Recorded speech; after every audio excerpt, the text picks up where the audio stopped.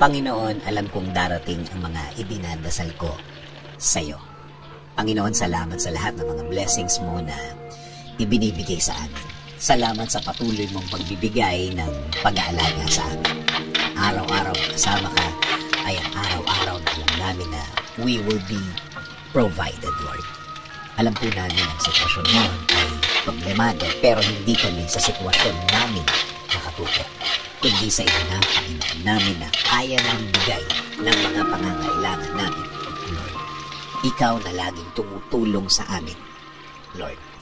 Alam namin na hindi na magtatagal ang aming sitwasyon at makikita at marireceive na namin ang mga bagay na ipinagdadasal namin na magbabago ng aming mga kinakaharap ngayon. At alam namin, hindi na magtatagal yun, Panginoon. Hindi rin kami padadaya sa aming nakikita, sa mga sinasabi ng iba na hindi na magagawa ng paraan at wala ng solusyon ang aming mga problema. Na ito daw ay mas lalala pa, na ito daw ay mas gagrabe pa, na kahit na daw ano ang gawin namin, ay wala ng pag-asa pang mabago ang mga nasa harapan ko, Panginoon.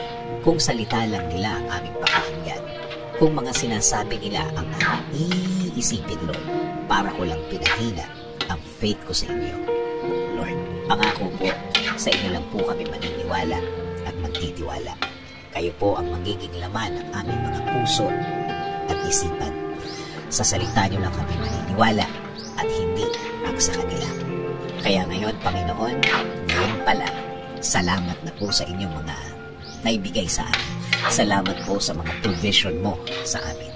Salamat na sa mga biyaya na ibibigay ninyo, Lord. Kasama din po ng pasasalamat ng mga ibibigay ninyo sa akin at sa amin, Panginoon. Alam po namin na ang mga bagay na ibibigay niyo sa amin ay hindi na magtatagal. Hindi na magtatagal ang aming pag-aantay. Salamat din po kasi alam po namin na hindi lang kami ang bibless nyo. Kasama na po ang aming pamilya.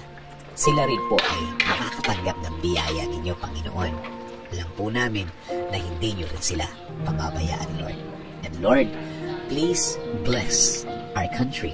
Kayo na po, Panginoon, ang bahala sa aming bayan. Please bless our government officials, Lord. Lead them and guide them always. Provide them with more wisdom.